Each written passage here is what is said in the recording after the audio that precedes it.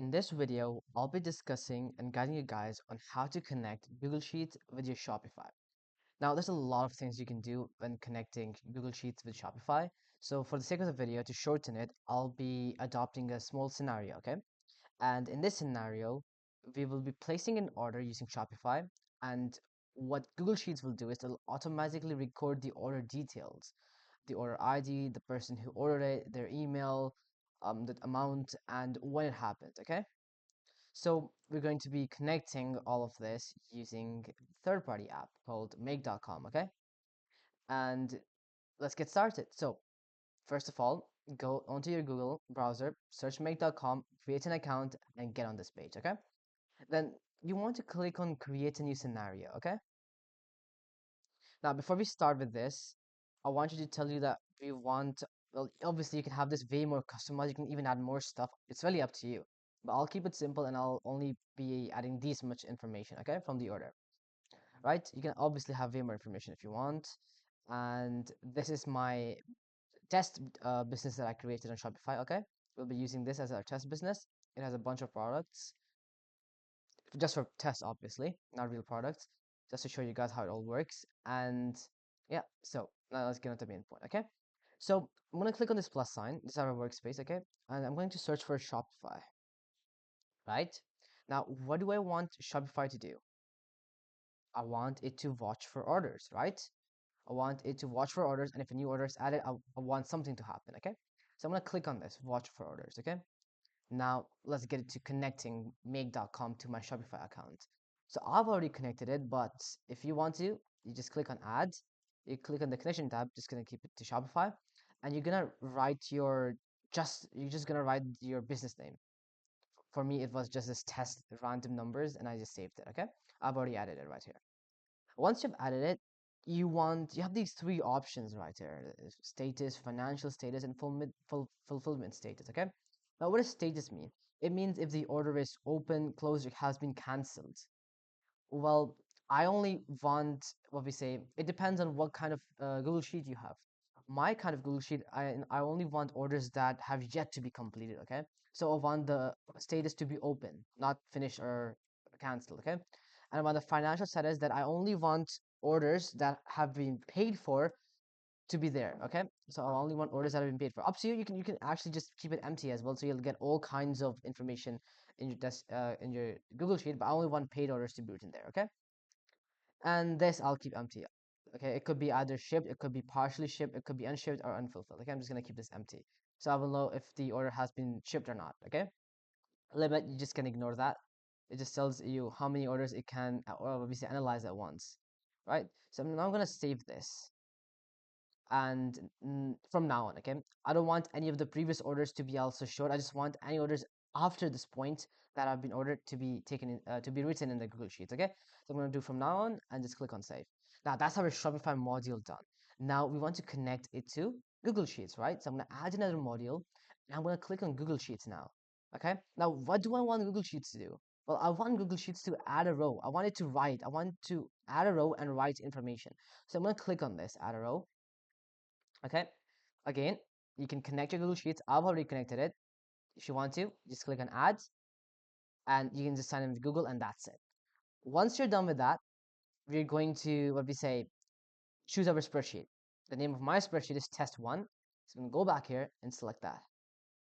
Test one, right? Okay, now the sheet name is sheet one. And yes, my table does contain headers, which I've already pre-written right here, order ID, customer name, and so on. Okay, and you can see that it even shows them here. Okay, and that's what we want. Okay, now now we want make.com to fetch info from Shopify. So you see, we have these Shopify things that it can fetch from. So if it was an order ID from Shopify, it will fetch the order ID of the order that has been placed, right? So what is this header right here? It's order ID. So yes, I wanted to fetch order ID. Yep, that's it. So I'm just gonna click on order ID and that's it. Next, customer name. I want the first name and the last name, right? So I'm gonna search out where's the first name. Oops, that's wrong. First name, right? Just click, okay. And then I want space and the last name. Last name. There we go. Next is the email. Email. There we go. Next is the total amount,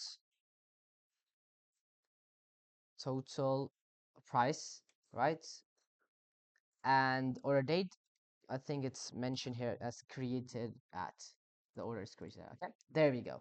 So we have all our information filled. We have provided make.com with all the information it needs to fetch from Shopify orders. Okay, now we can just go ahead and click on save. That's it.